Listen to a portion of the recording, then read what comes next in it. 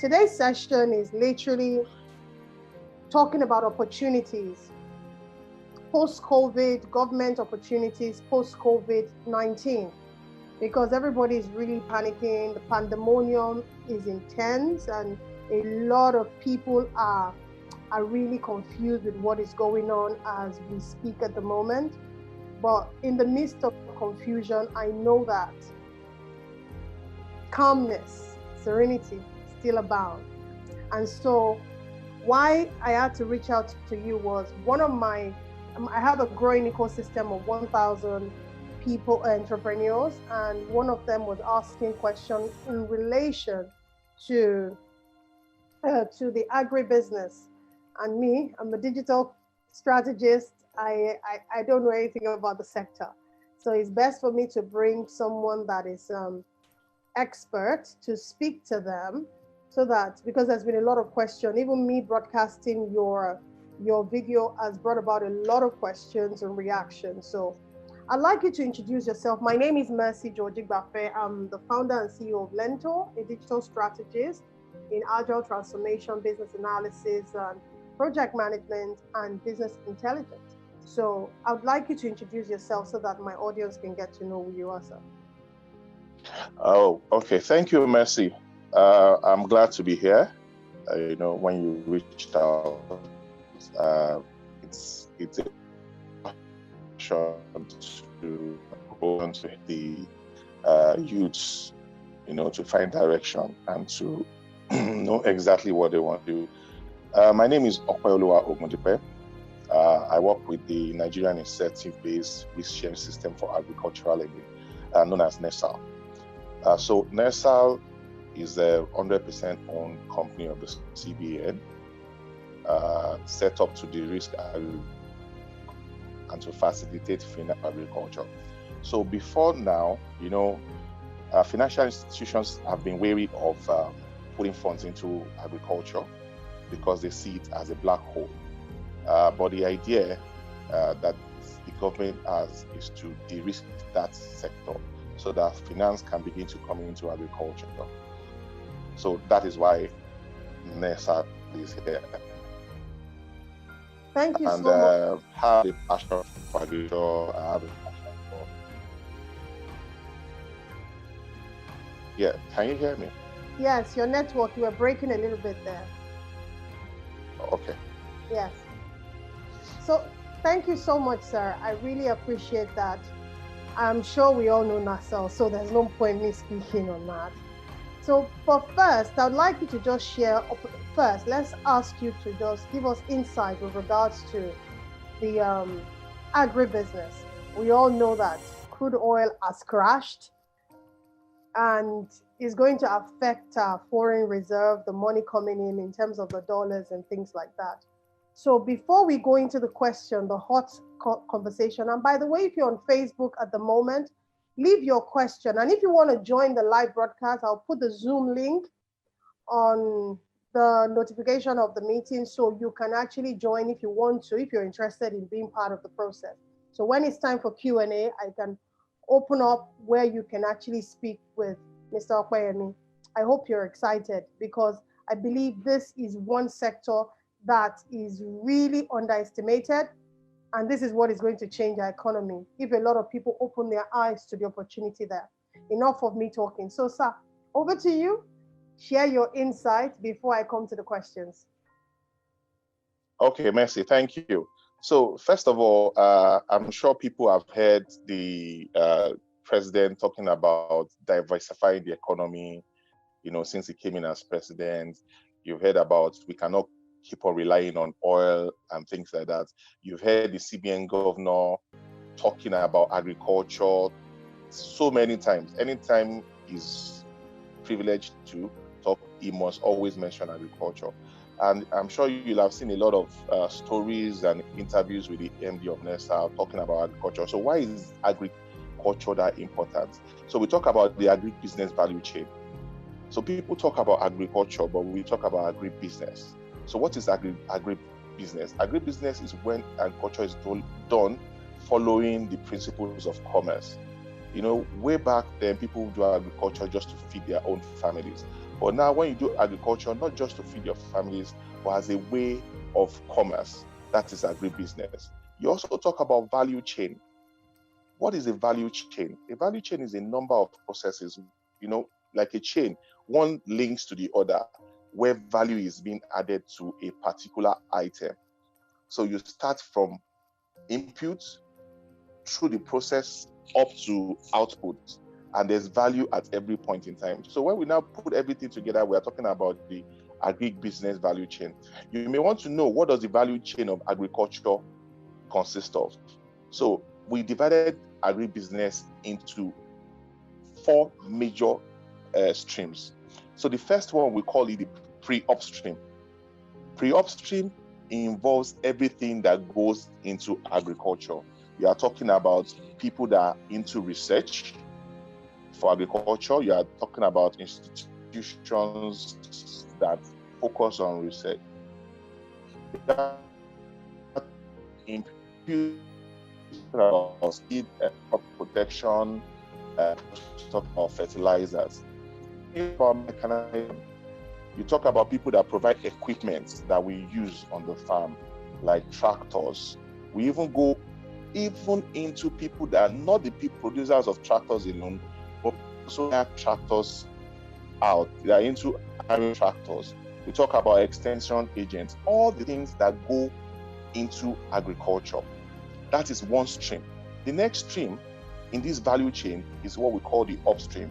And may I also bring to your attention that for everything I've mentioned, for all these streams, there are opportunities for people to come into agriculture, from pre-upstream now down to downstream, from pre-upstream to upstream. So upstream is where you put the seed in the ground. Upstream is where you actually put the fingerlings in the water. Upstream is where you actually put the chicks, in the cage, or in the litter. So we are talking about primary production when we are talking about upstream. We also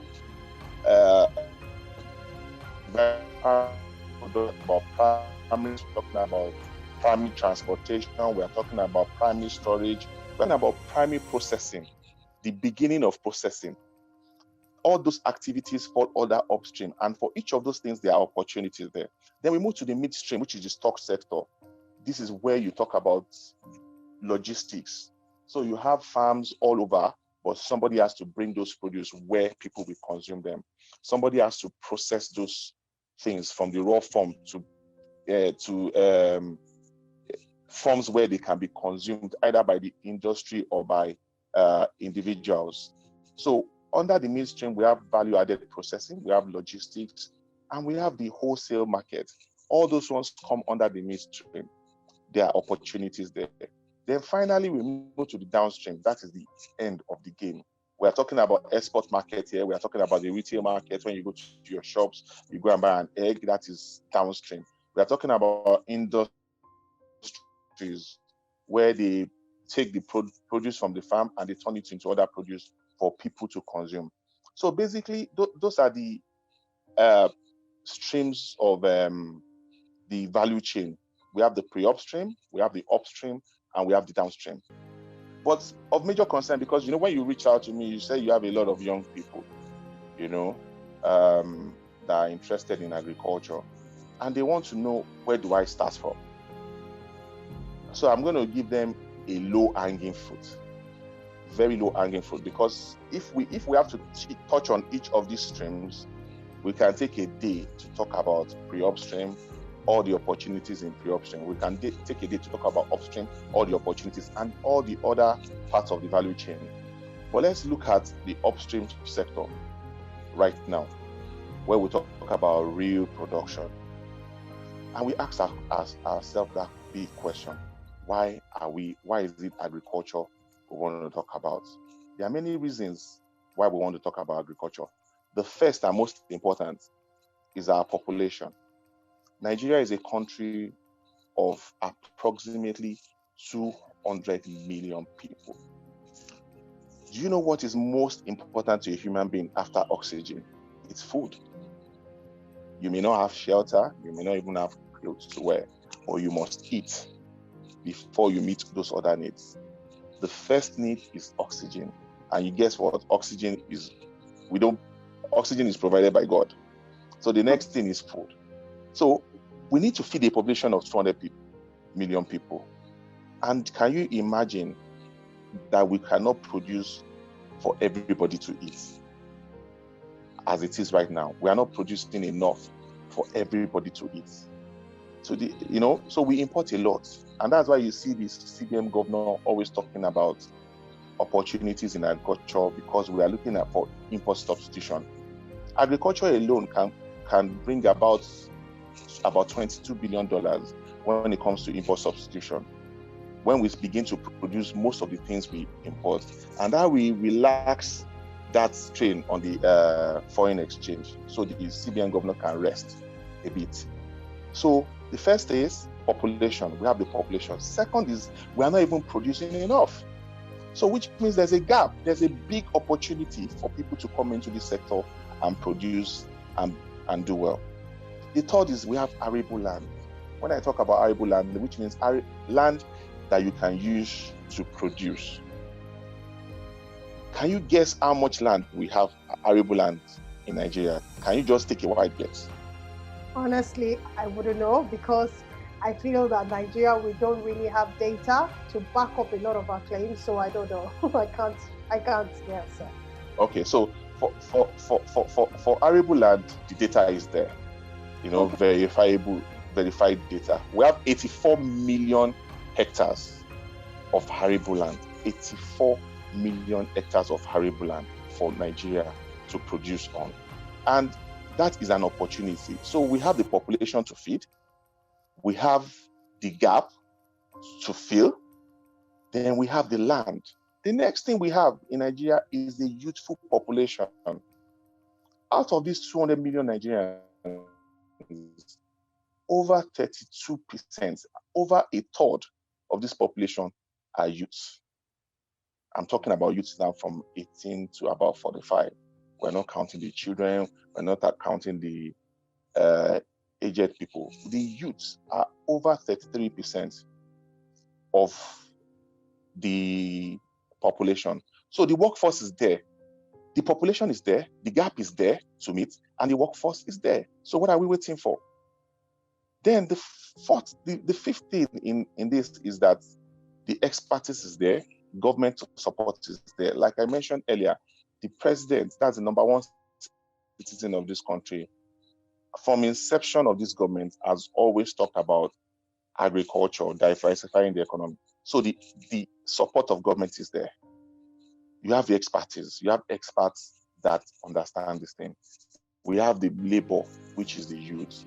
Everything comes together to form the reason why we need to invest in agriculture, why agriculture is the way forward. So, like I said before, I may not be able to touch on all the opportunities in all the value chains. It's a conversation we can always continue on.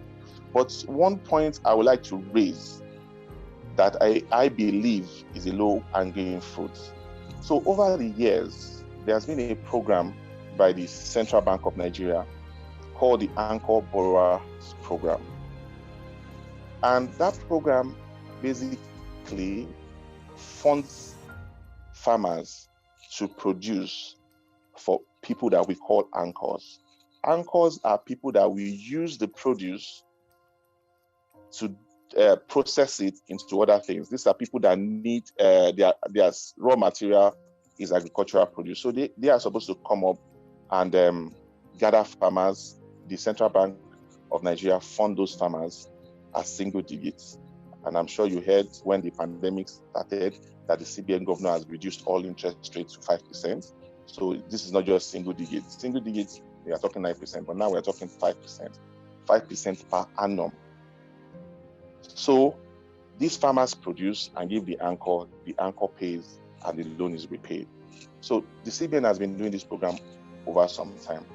But now what we have done at NESAL is to look at the whole country and look at Nigeria and say, okay, Nigeria has 84 million hectares of land.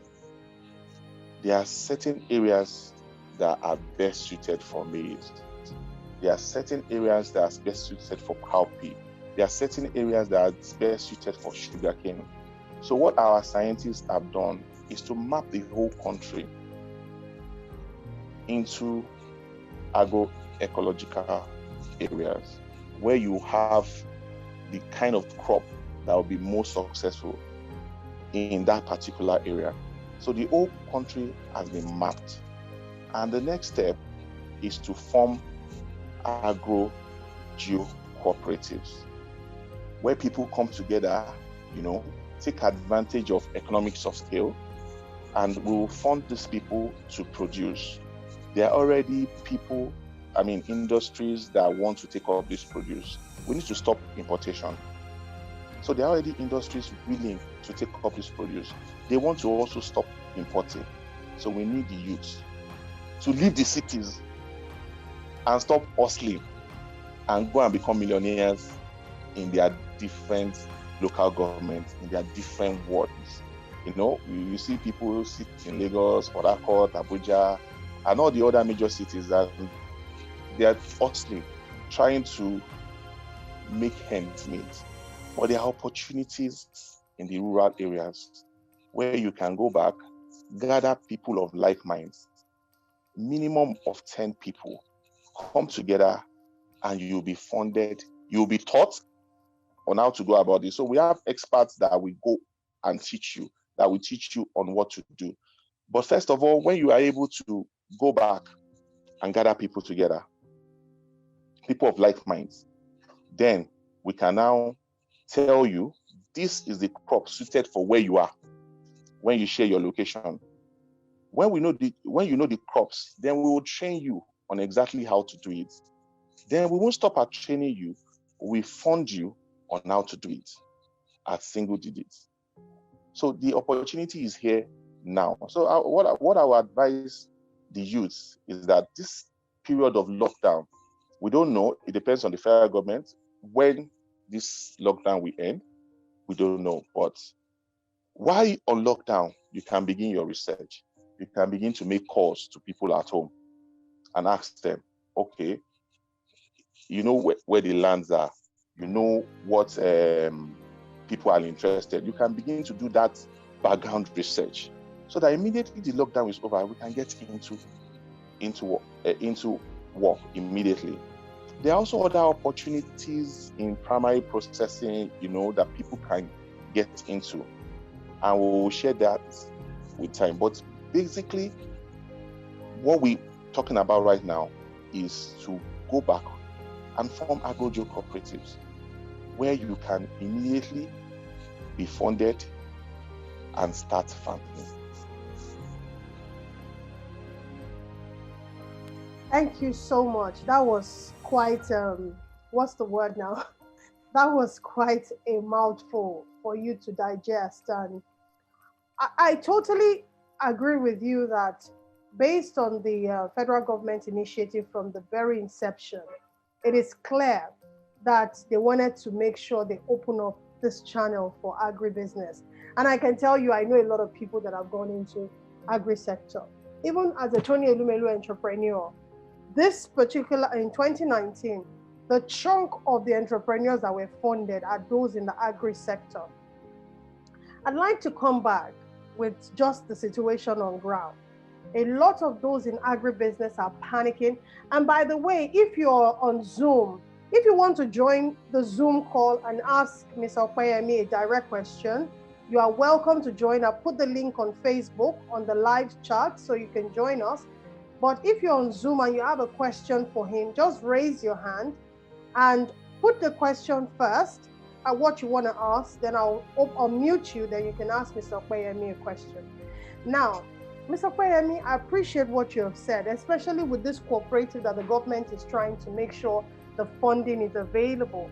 And I do challenge everybody that is in the agri sector to leverage on this opportunity. But I want you to speak to the issue of the fear that is going on, because this is planting season, if you agree with me. So many of them at home, they are on the lockdown.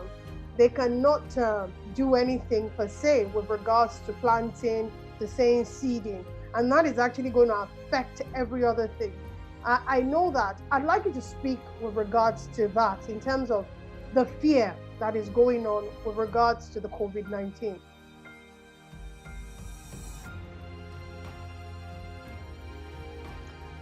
Okay, thank you, Mercy. So, first of all, do you know that 80% of what we eat, 80% is produced by the smallholder farmers?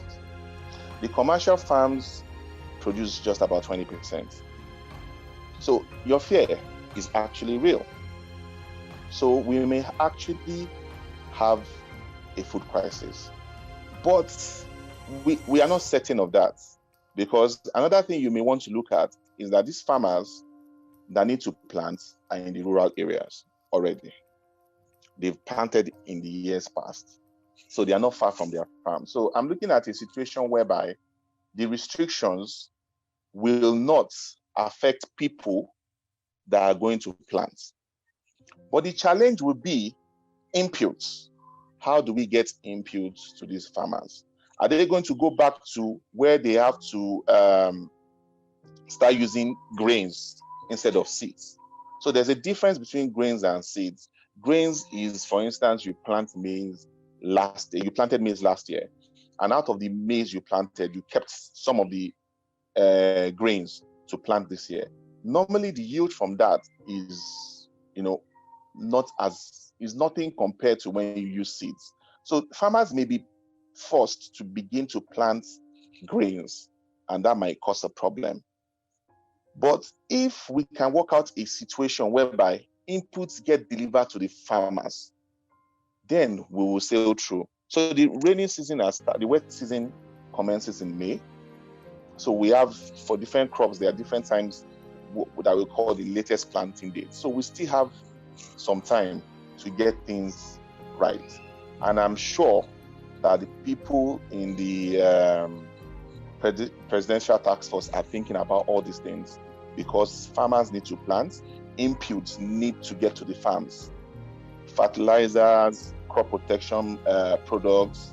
The people that are going to mechanize have to be able to move to mechanize the farms. The farmers themselves need to be able to move to the farms to work on those farms. So I would say we can take advantage of the fact that the lockdown started about 4 weeks ago, and to a large extent, the medical people will know what next steps to take. Maybe it's going to be localized in some areas will be able to move, but the farmers need to go to the farms in May.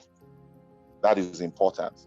So since we are just entering May, I don't think there's any fear, because we have experts advising the government in the PTF, and they are putting all these things into consideration. So I'm rest assured that there will be a plan that will allow farmers to go back to the farms. Muted. Thank you so much, sir.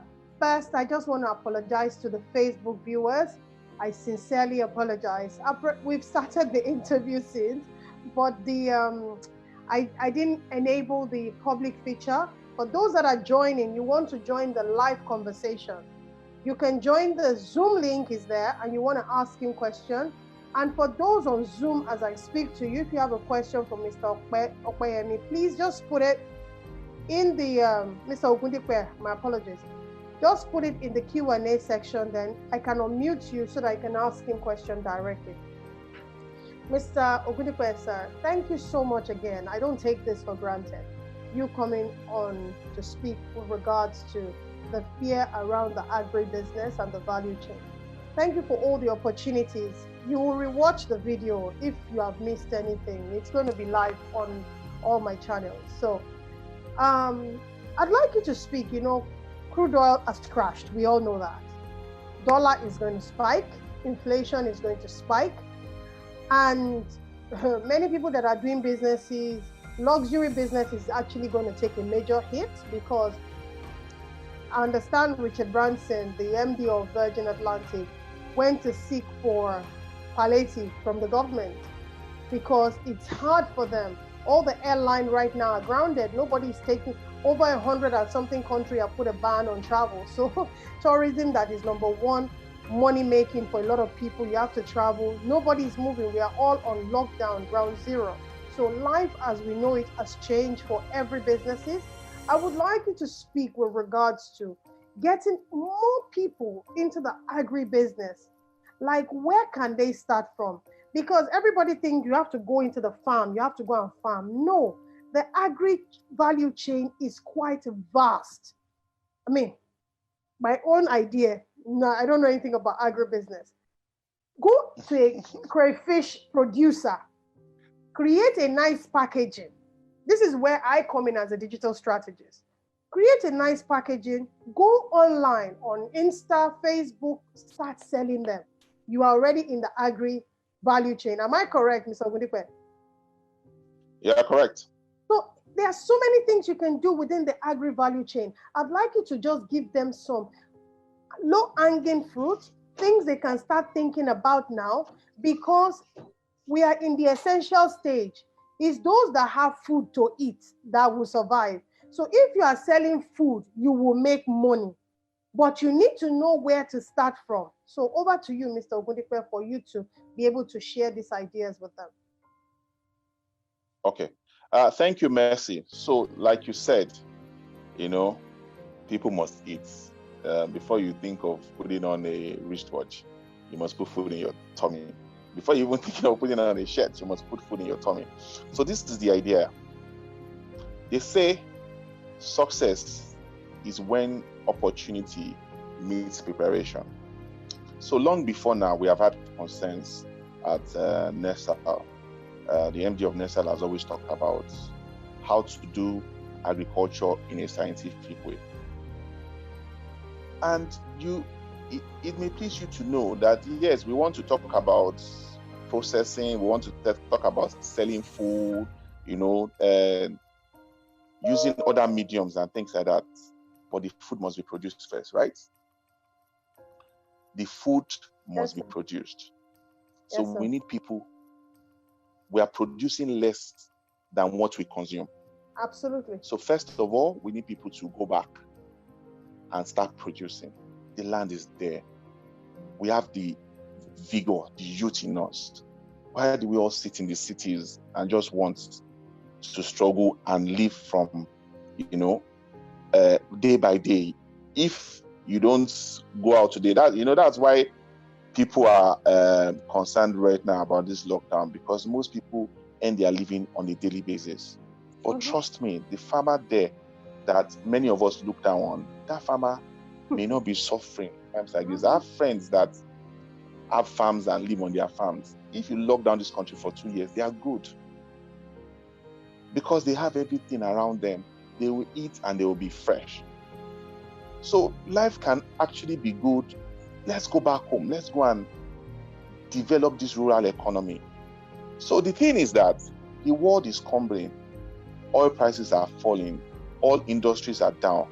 But there is something that we have said initially. Everybody must eat. So because of the preparedness, of the government, people like the CBN governor that not seen this kind of problem coming. I'm not talking about the pandemic, but seeing it that it is a necessity that we must stop importing what we eat. Because of the work that people like the MD of NESA have put into scientifically, making sure that we understand our environment and knowing those areas where the crops are best suited for. So that is preparedness. Now, this is an opportunity for Nigeria, not only to feed itself, but to actually feed the world. We have the land, we have the population to go into agriculture and feed the world.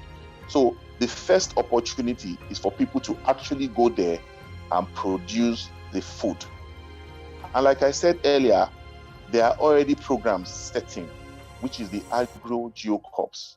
All you need to do is to go to, maybe I will share with you how you can form those cooperatives so that you can post it online.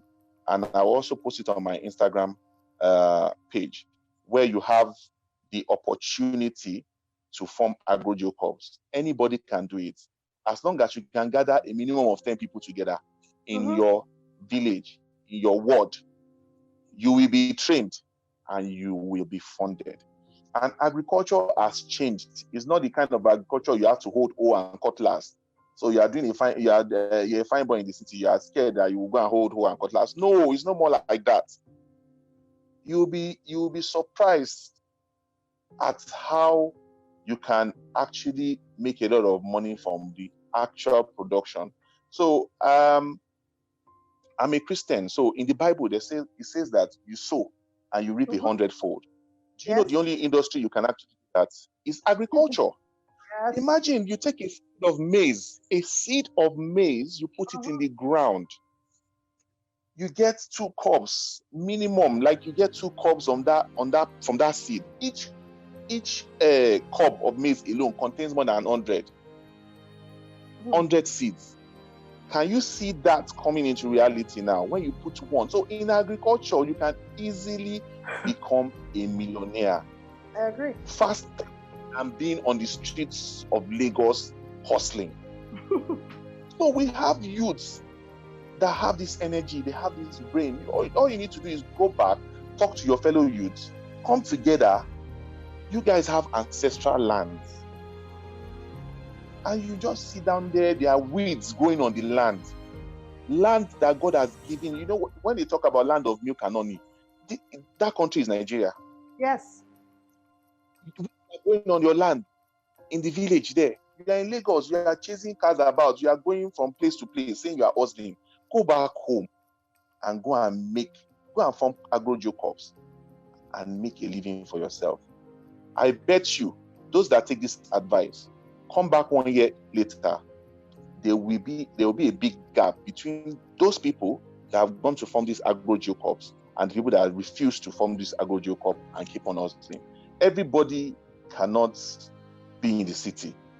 There's that little opportunity. So for every superstar in the city, there are 10,000 people that have actually tried and failed. Do you want to be among the 9,999?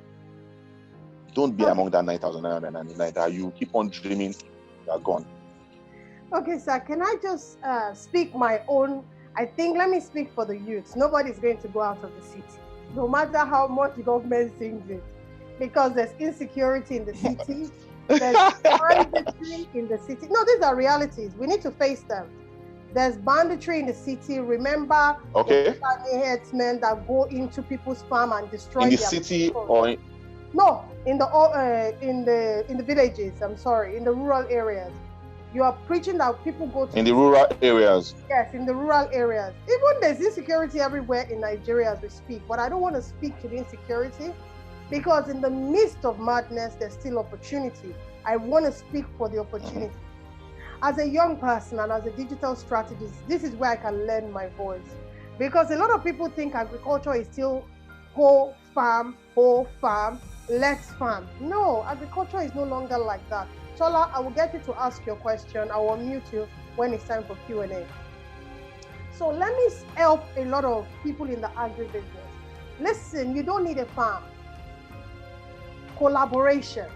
Look for someone that already has, and I have a friend of mine. I'm sure we know Miss Sumoro, the pretty farming lady. This is a time that she's booming because she has a farm. I went to a place to buy chicken and oh my God, she's selling out. So the truth of the matter is the opportunity. Look for people that already have products. Look for farmers that have products. Focus on packaging. Speak to them. There are logistic companies that bring in those products from the villages. Arrange with them. This is my own idea for a lot of people in the agribusiness that you don't even have to start with a farm. Start today. Don't think too far. All they need to see is track record of what you are doing. Create awareness for the people. You said for the cooperative, when people come together and start working together, they have opportunity for the government funding. So for instance, I'm a digital strategist. I want to go into farming and fish. People buy fish. Maybe premium. You might not be able to get people that buy premium fish. Crayfish is a must. Every woman must buy crayfish for her soup. Example, go to a crayfish person that is selling crayfish. Even if it's just Oyinbo market, Your profit margin might not be much right now. Let it just open your eyes. You have aunties, you have uncles, you have friends, you have everybody. There's a free training that I did just on Saturday on step-by-step how you can position yourself online. Go on YouTube, the video is there. Look for Learntor, you will see the video there. Watch it. Once you package the crayfish, for instance, put it together, go online, try to start selling them. Try to start selling this product so that at the end of the day, you can make money. I don't know who is calling me. Please, whoever is calling, can you stop? So go and start packaging. This is where agriculture needs to marry with digital technology so that you can push your content. I know the government is pushing everybody to the farm. We have ancestral. Fund your uncles, your auntie, let them start farming. Go and harvest and start selling. That's another way to leverage the youth and get cooperation of people. You can say I'm wrong, sir, but if we are expecting people to leave Lagos to the villages where there's insecurity, uncertainty, people are not sure of what's going to happen, I think it might be a far-fetched reality, but I would like you to just let them know that agricultural value chain is so broad. You can be a distributor, you can be a supplier, you can be a farmer, you can be a planter, whatever it is. Like you have said, you said there are certain stuff, I wrote them down, sorry, let me just open. You said there's the upstream farming and there's the, what's the second one you mentioned? Midstream. There's pre-upstream. Yes, maybe you can speak on that again, just so that before I now open up. So what I would do is pick about the opportunities in those value chains. So you have the pre-upstream. These are people that produce pre-upstream, before the upstream, pre-upstream. So farmers need seeds to plant. Okay? So some people actually produce these seeds. That's an opportunity. Some people actually treat these seeds. That's an opportunity. Some people actually sell these seeds. That's an opportunity. Exactly. We have other things like crop protection products. Some people sell these things. These are things that farmers need to plant. We also have tractor. So Nigeria needs a lot of tractors. So there are some people now, you hear of people that also do tractor service, like an Uber kind of thing. So exactly. I've gotten tractors, maybe 4 or 5 of you have combined, to buy a tractor. Then you can release out those tractors to people in your local government area that they will use those tractors. You may employ an engineer that manages that, and they will hire out those tractors, then people can use it. You'll be surprised that so many local governments, so many states don't even have tractors. So it's an opportunity for people to come together. You're in the city, you don't want to go back. You can come together, buy tractors, buy implements for people to use back then. Then when we go to the upstream itself, which is the real, agriculture, my MD will say where the rubber meets the road. So you're looking at harvest. You're looking at primary harvest. So there are equipment also for harvesting. There are equipment also for cleaning of this harvest produce. We are talking about drying when it comes to maize. There are equipment also. So you also have people that have come up with a solution whereby they buy these small tractors or small tricycles that you can actually, so you have different farms, you can actually buy those things and pack and be collecting, helping those small farmers to move their produce to people that will buy. Where we also have primary storage. You can also invest in primary storage in your local government, where you have a small warehouse where the farmers can store their goods until they move it to a bigger warehouse. All those facilities are lacking in many of our rural areas. Then you move to midstream, where you are talking about value-added processing. Midstream is quite capital intensive because it's huge volumes that you are talking about here. So you're talking about the people that actually process. You have big plants. You are talking about the people that take paddy and actually turn it into rice. You know, you are talking about those people that turn wheat into flour, the flour mills of this world. So midstream is capital intensive. Then you talk about the downstream. These are people that sell. So those are the people you are talking about also, that you can use digital technology.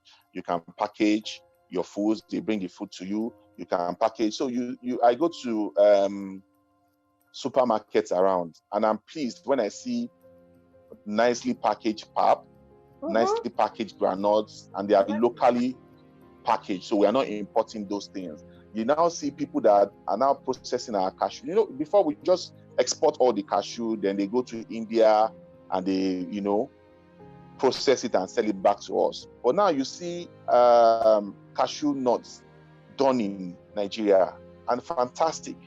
Tastes nice. It's been spiced the Nigerian way. You see granules, done in a different way, and things like that. So the youth can actually also look at that.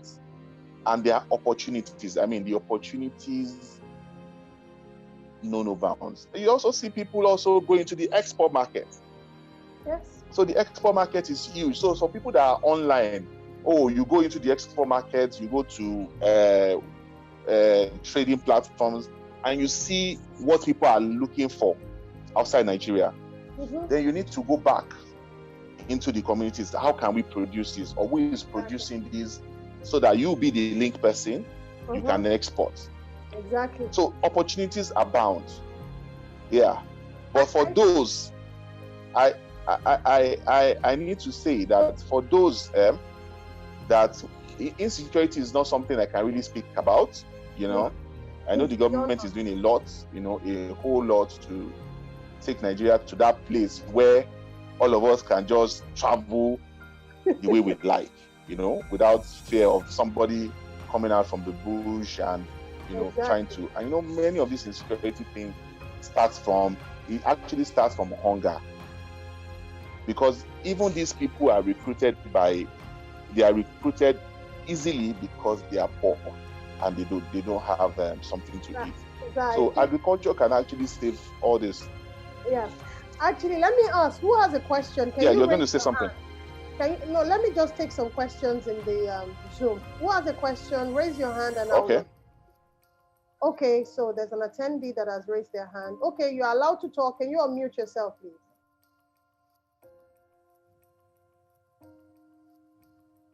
Hello? Hello. Good morning. Morning. Yes, my name is Dan. I am from Kaduna. Hi, Dan. How are you?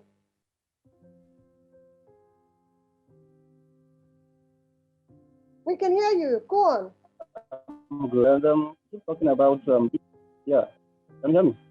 Yes, we can hear you clearly. Can you hear me? Yes, but your audio was a bit funny. Yeah, go on. All right. So I said I've been following, and he's been talking about the youth going back to the village to farm, and those of us who are from volatile areas like Kaduna State in particular, where you plant your crops, and the marauders wait for the crops to mature, and then they come in and destroy the crops and sometimes kill the people. And a lot of the youth have had to run away from the village to the city. So how do you convince such young people to go back to the village where they are not sure if they will harvest what they planted? Exactly. It's part of the issue that I raised, and they tried to speak on it. Unfortunately, with regards to security matters, I think it's over my head. I think it's over Mr. Ogundipe's head as well, because we're not the people in charge. I particularly, I do, what's the word?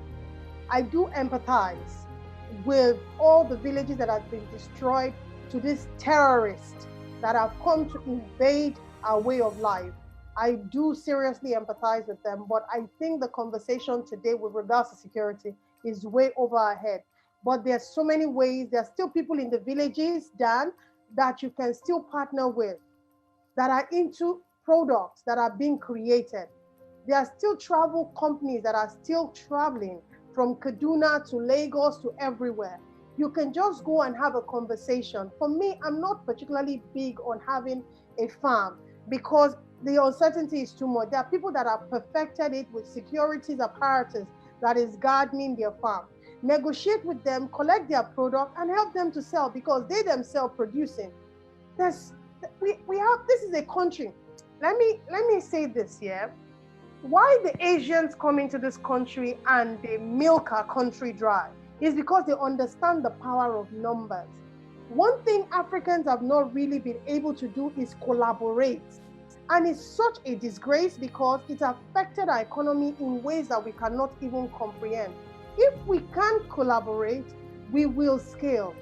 Let's look for those that are already doing this business, collect their produce and go and sell. Make your cut, go home and be happy. You can sell online, you can sell with you not even leaving. They bring the product to you, you package them, you go online, put them on your social handle and you sell.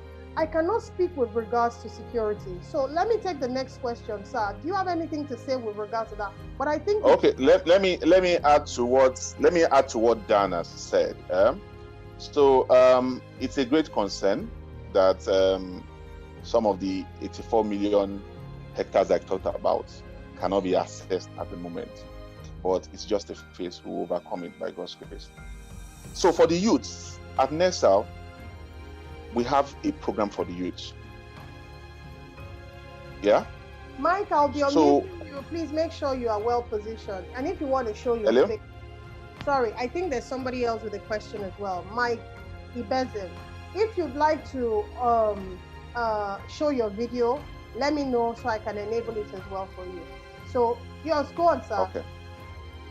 Okay, so there's a program that we have for the youths at NESAL where you can, in the urban areas, you can have greenhouses.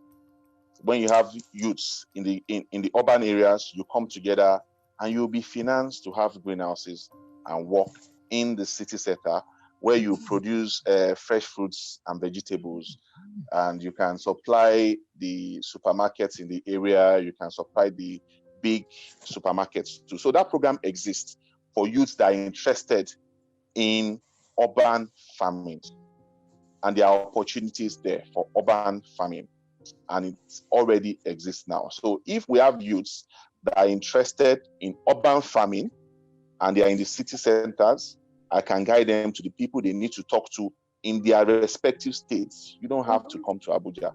In your state, I will guide you to who you will speak to at NESAL, and they will organize you and your friends together into your own cooperatives in the city, and you can start your urban farming with your greenhouses, and you'll be financed and you'll be trained.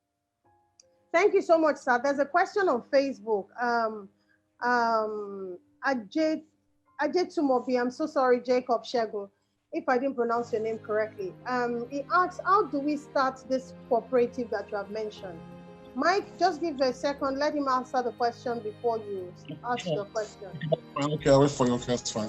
Okay, no, you ask your question so you can take the two together. So I don't know. Take your question now. Okay. So Tokwe, can you hear me? Yes, please. Yes, I can hear you.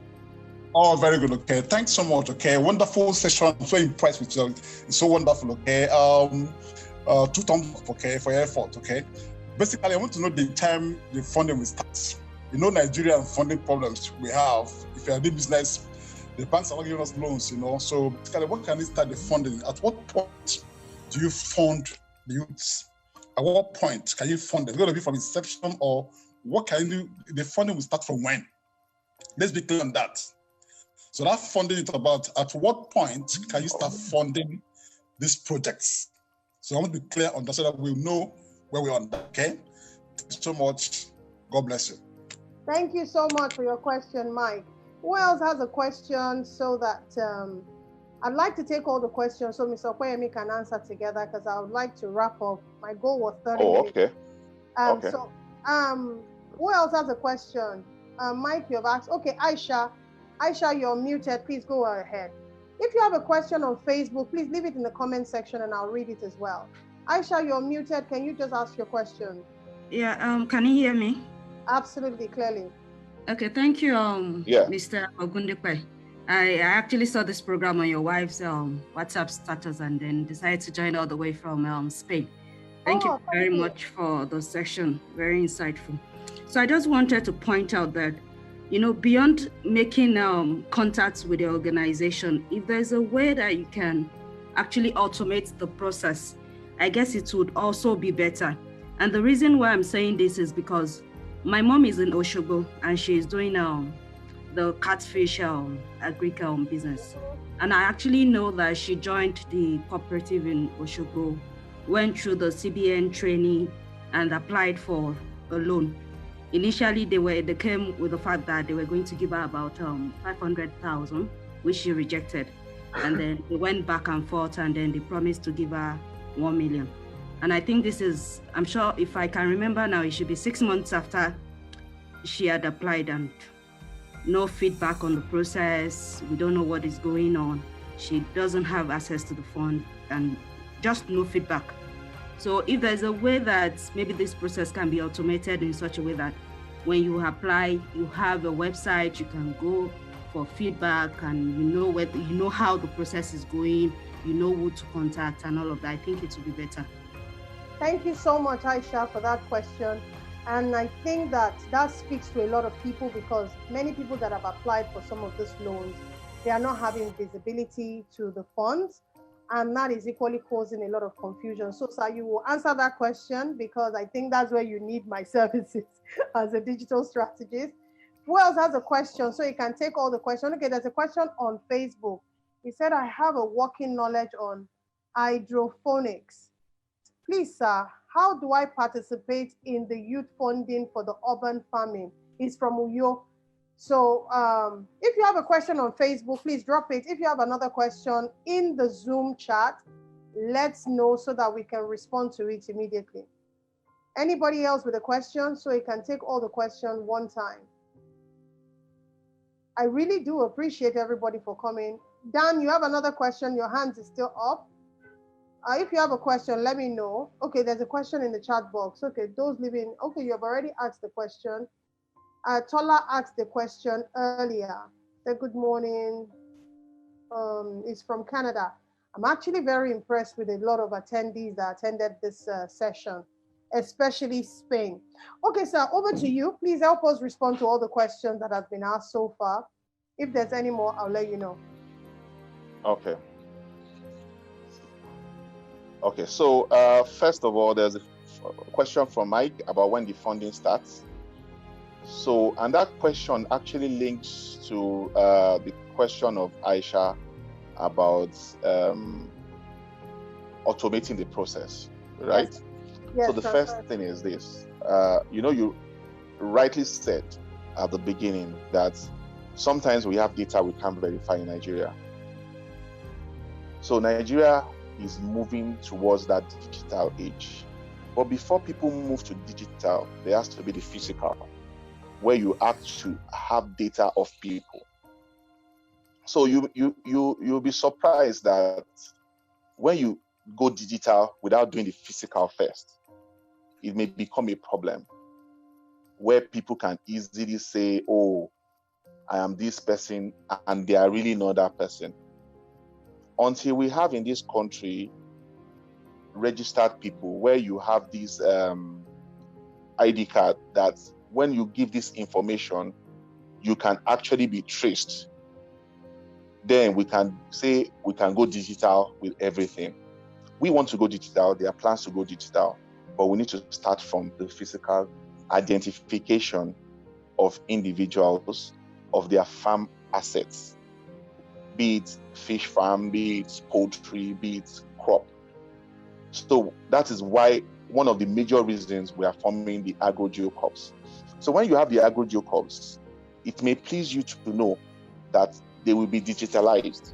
So if you have ever been in any of the agro-geocorps, then you will not need physical examination because we will already have your records digitally, your farm assets already mapped. So we have to start from somewhere. When does the funding start? After you have been put on the platform. I mean, people have seen that you are actually have the farm assets. You will be trained. After the training, then you will be financed with inputs from the beginning to the end. So the funding starts after verification of your farm assets. The training starts after the funding starts after training to ensure that you follow good agricultural practice. Following good agricultural practice is essential to you repaying those loans, because these funds are not grants, they are actually loans. So people actually need to be trained, because before now, you find out in maize, average production is about 2 metric tons, because people are not using the good agricultural methods. But when you've taught somebody how to do it, somebody that was yielding 2 metric tons can begin to yield 6 metric tons. So imagine on the same farmland of 1 hectare, you have been having 2 metric tons and you sell that 2 metric tons for 200,000. Imagine when you now make the same effort and you are earning 6 metric tons just because you have changed your system. So training is important for people to be able to repay those loans.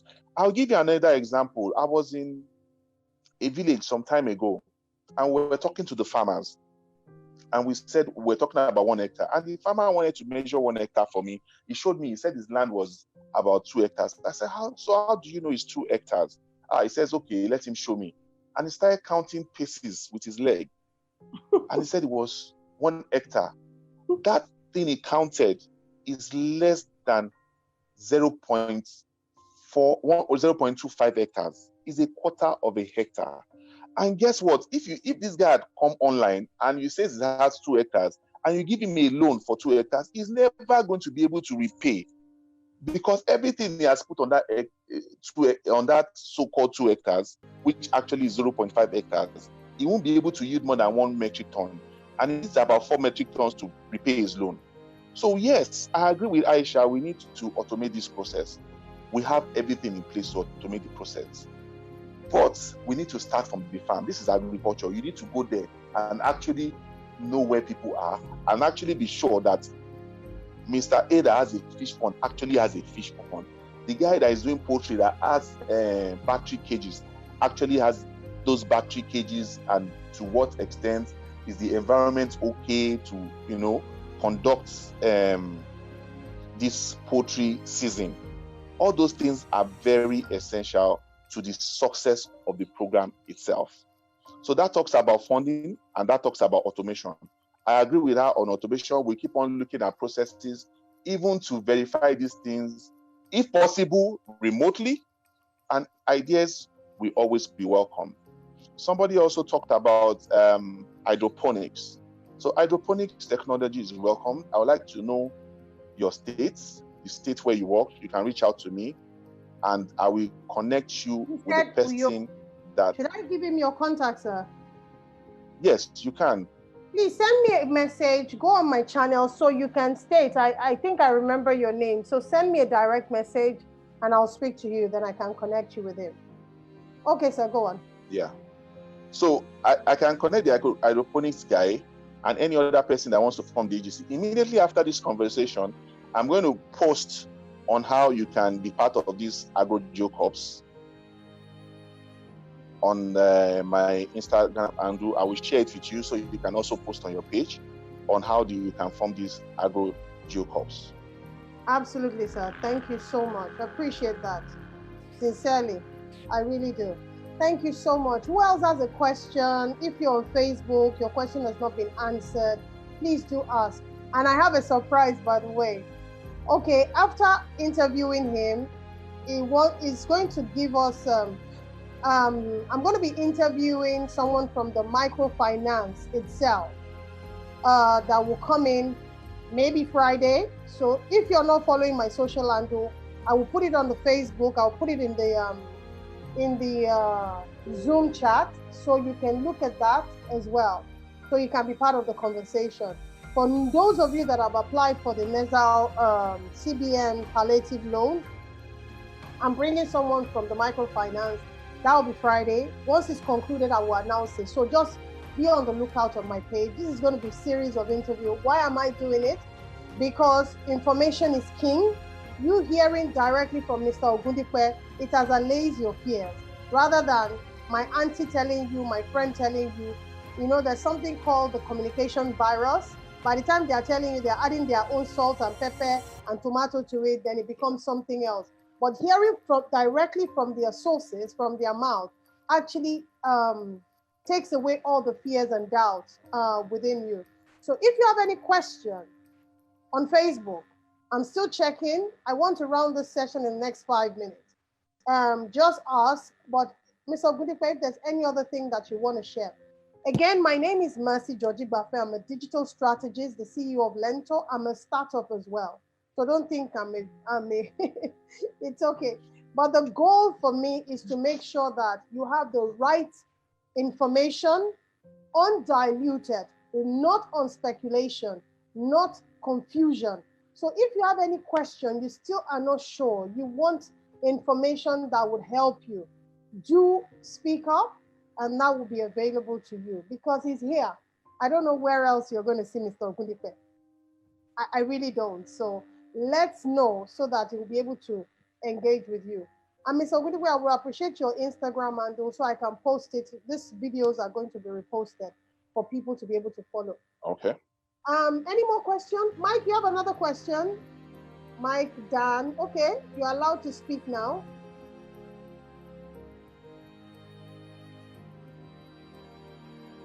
Mike, you're muted. Yeah, are you hearing me right? Yes. Can you hear me now? Yes, please. Oh, very good. Thanks so much, okay? I follow up with the issue of funding as well, okay? That means that business should have stuff on the ground. Maybe if you're doing poultry, there should be a poultry business already on the ground. Or if you're doing any farming business, have a farm already on the ground before you have the funding. Obviously, you should start up from somewhere first before you are funded. So that means if you're coming in as a fresh applicant, that means there's hope for you. There's no hope until you start from somewhere. So that means get money somewhere and start off first. When you start off first, go to, to kind of a stage before you can apply for the loan. Am I correct? Mr. Ogundipe, that's for you. No. It's not... Yeah. No. That's why I'm answering him. Okay, so I'm answering him. Hello, Mike. Yeah, I'm hearing you. Okay, so if you're applying fresh, if you're coming as a fresh applicant, there's no hope for you to from somewhere first get to a stage in the business before you can apply for the loan. Am I correct? No, you are not correct, sir. Okay, then tell me more. So there are different funding opportunities. So I will explain to you. So there are different funding opportunities. If you are coming as an individual, it's a different ball game entirely. If you are coming as a cooperative, you can access funds immediately because you use the power of cooperative. There will be training, and there will be training from us, and there will be follow-up. If it's a cooperative, you can access funds instantly. But if you are on your own, it's a different ball game entirely. There's this different funding for that. What I'm talking about today is the Agro Geocops. Okay. So even if you are coming into farming newly, you want to start crop farming, you have land, you have farmers already. There are farmers also, not you alone. You are the first. You are coming to farming newly, but you also have people that have already been in farming. All of you come together as a cooperative. You will all be taught good agri practices, and you will be funded. Okay. So it's not that maybe you've done it for 5 years before you can be funded. No. With the Agro Geocops, as long as you can come up with other people of like minds and you have the land to farm on, you will be funded after training. Does any other person have a question? Okay, Lulu Bowles. Okay, Lulu, do you want to be unmuted? You can raise your hand so I can see you quickly. Lulu, do you want to raise your hand, please? Okay, fantastic. You're allowed to speak. Yeah, over to you.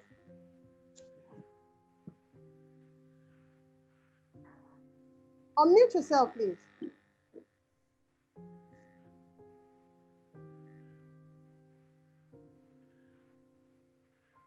Hello, you're self-muted, Lulu.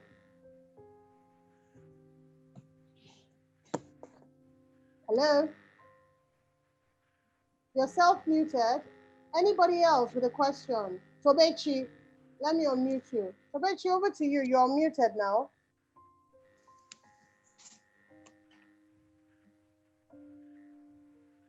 Tobechi, you're unmuted. Can you unmute yourself, please? Okay, if you're struggling with tech, let me just check. I've done that. Can you hear me, ma? Yes, please. Go on. Yeah. Okay.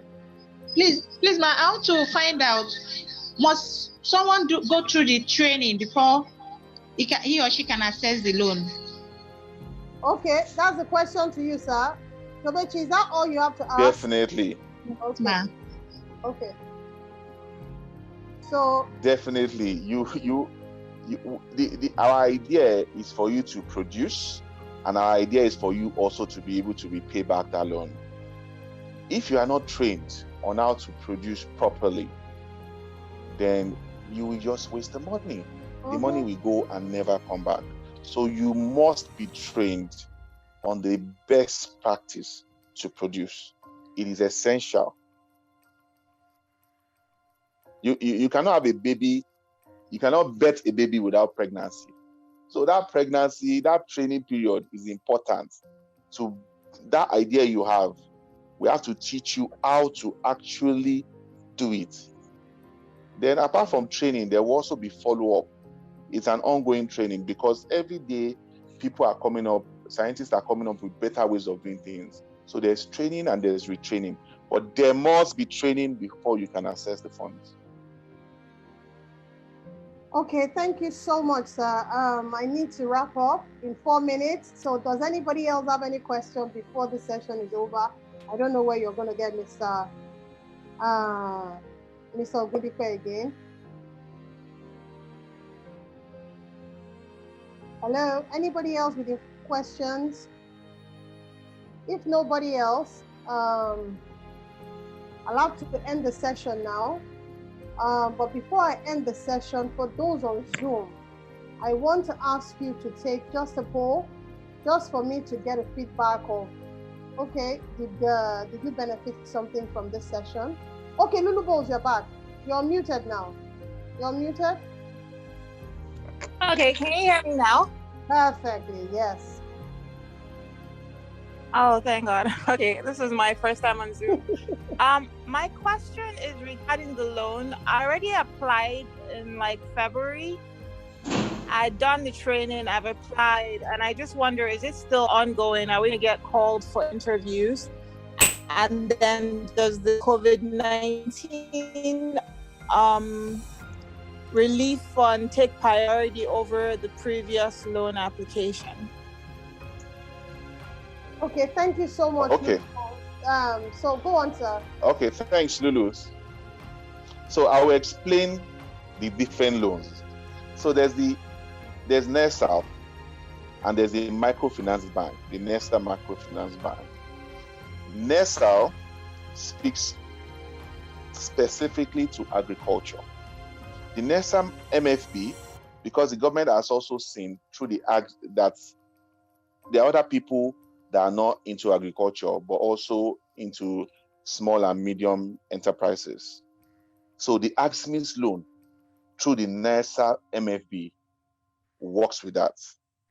So for those of you that have done training with the NESA MFB and had applied for the AXMIS loan, the process is still on and you will be reached out to. Yeah, so this one I'm talking about the one I'm talking about for the AgroGeo Corp is different from the individual loans you have applied to under the AXMIS, under NESA MFB. That process is ongoing and they will contact you. And that also differs from the COVID-19, the 50 billion the central bank, the central bank is, the federal government of Nigeria is giving out for the COVID-19.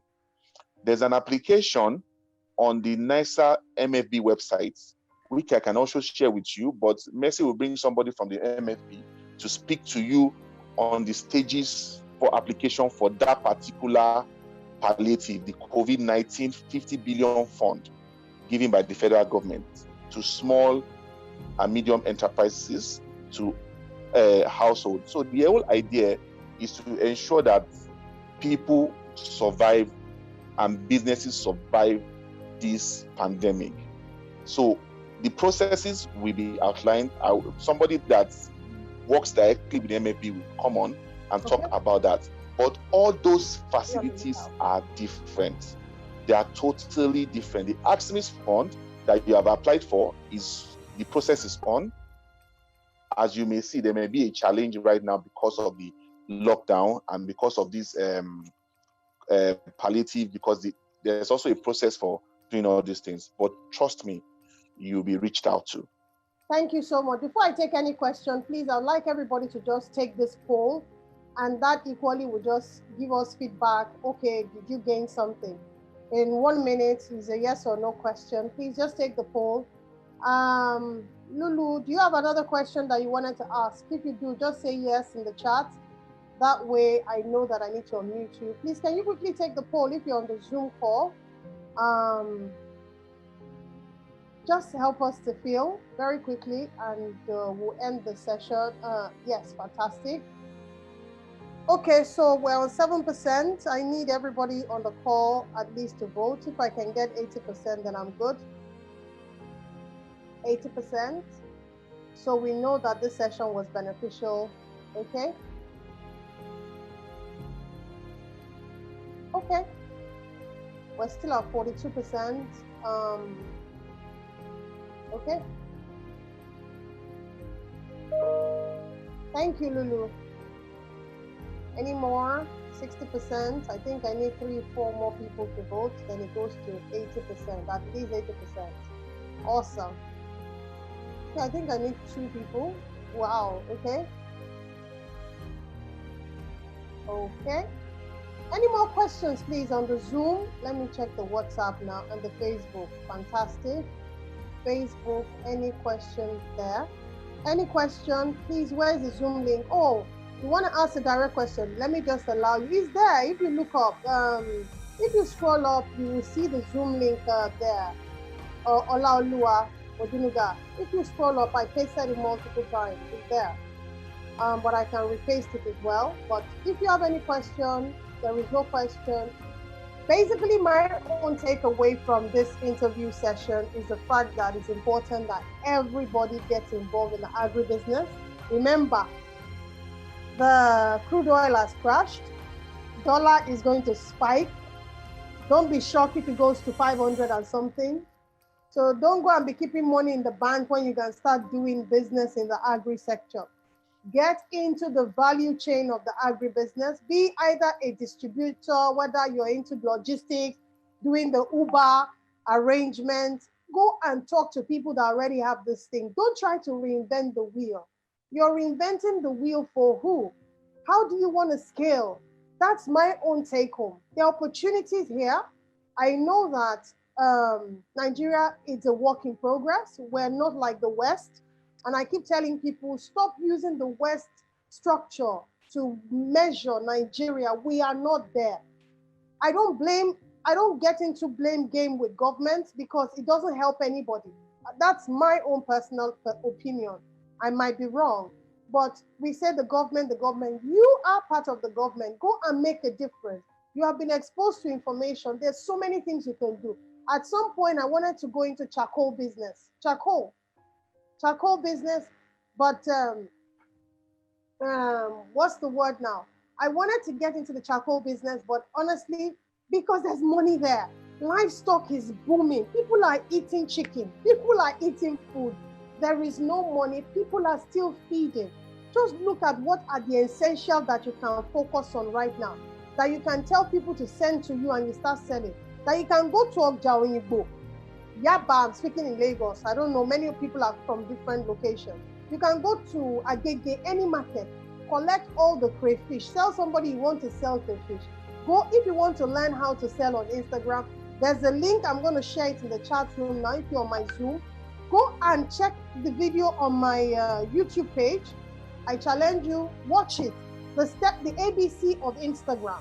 You will learn the art and it will change you. And if you like it, please subscribe to my channel and do leave a comment. I really would appreciate. You're encouraging me, because me, I'm trying to encourage everybody anyway. So, Mr. Okweyemi, I will let you exit us with the session. Thank you so much. I really appreciate it. The person from the microfinance, I'll be speaking on the loan. Thank you a lot. I will try and bring the person on Friday. So if you're following my social handle, it might not be Friday. Once I get confirmation from him, I will announce where he's going to come and speak with regards to the opportunity on the microfinance. So over to you, sir. So thank you, Mercy. It's been a nice time, and I hope people have taken note of the things that have been said. And if you want more information, feel free to come on Instagram, Okpe_Ogundipe, OPE_Ogundipe, OGUNDIPE. I will type it. Then now. I can share more information. Yeah. So I will share more information. Then some people say they have questions. OPE. 1 second, underscore OG. Okay. 1 second, sir. Let me just project my screen so that I can do that. Just 1 sec. Okay. Okay, let me first type it before I share my screen. Sorry, you said OPE. Let me just go to my Instagram so I can just show everybody one time. Yeah, give me a sec. Okay. Share screen. Okay. If you can see my screen, can you confirm yes? Can you see my screen, Mr. Okwe? Yeah, I can. Okay. So just tell me what it is so they can know what to look out for. OPE. Yes. Yeah. Underscore. Yes. Ogundipe.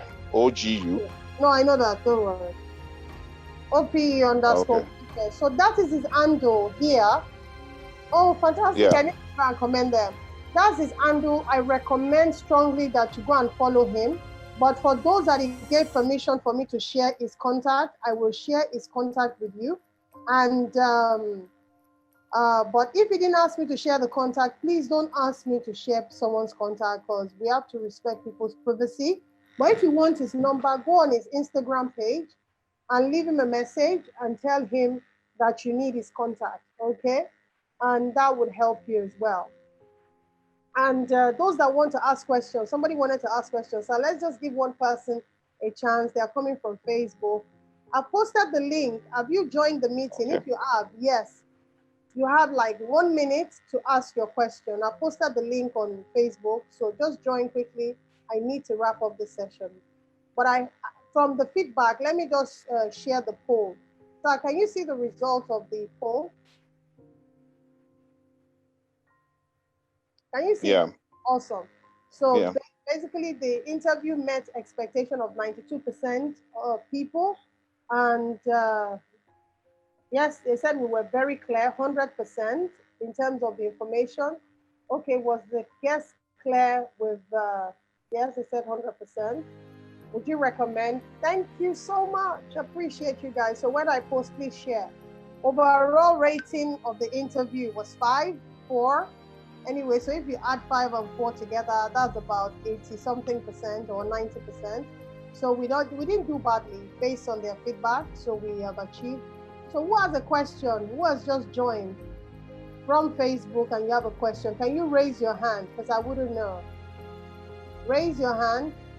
Lowering your hands. Can you raise your hand now if you're just joining from Facebook? Okay. Olaoluwa, go ahead. You're muted, please.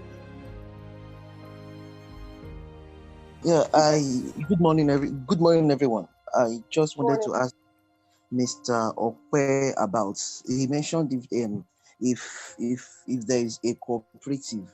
By saying cooperative, does it have to be like a standard registered cooperative, or I just needed him to shed more light in that regard? Okay. Mr. Okweyemi, Okay, so that's the last question we're speaking for today. yeah, so okay. So like I said, I will share the steps with you on my Instagram handle, but we will guide you through the registration of the cooperative. All you need to do is get people of like minds together, and the whole process you'll be held through the whole process. You may never have formed a cooperative before. This will be your first time, and we'll guide you step by step on what you need to do. Thank you so much, sir. I think, Rose, you have your hands raised, so I'll take you. And seriously, that'll be the last question. Okay. It's been a good session. I'm very glad that I organized this interview. Mr. Okweyemi, you agree it's a good session, right? Yeah, I do. Okay. He has asked the question I wanted to ask. Okay, that's fine then. Thank you so much. Okay. Thank so you. Please, let's follow Mr. Okweyemi on his Instagram handle, as he has shared it with us. It's Okpe. I'll spell that slowly so you can type it. OPE_Ogundipe. OGUNDIPE. Just let's follow him, and he's going to share all the information with regards to the loan. And if you're not following my social media account, so you don't miss out, please, the link is already on the chat room. I put the link there, and I'm putting it on Facebook. I recommend that you click the link. It's one link, and you can see all of my channels, and you can follow them. I personally have a growing ecosystem of over 1,000 entrepreneurs. And if you want to join, the link is equally in that place, so you can join. There's going to be a series of interviews. So the next person I'm bringing on Wednesday, it's my mentor, and she is a master trainer by the International Finance Corporation by the World Bank. She's coming to speak on effective communication during this pandemic period, on how to engage with your clients and how to engage with your customer. So please just look out for it. I'm here to support entrepreneurs. That's my goal. And I'm driven by my quote. It says, true greatness is not in being great, but in the ability to make others great. If we all Nigerians can come together and support one another, sharing the right information, not misleading people, not giving people false narrative. There's no shortcut to success. You need to put in the work for you to get to that place, and you are not alone. So if you'd like to join my ecosystem, today's session was not clear. The recording will be available, by the way, will be posted on YouTube. The link is actually on that particular link. So if you click on it, you'll see it there. If there's anything you're not clear, join my ecosystem and you can ask me questions directly. For the person that Mr. Okweyemi said I should send the details to, I will share with you his contact, and you can directly speak to him, and that will be all. Thank you so much. Mr. Okweyemi, any last words? Thank you. Thank Sorry, you, Mercy. don't worry. So I would like to encourage people that we should stay safe. Yes. And believe what the government is saying. I mean, if they stay at home, please stay at home, because your life is important to us all. Post-COVID will be great for Nigeria. I can guarantee you, because we have all it takes.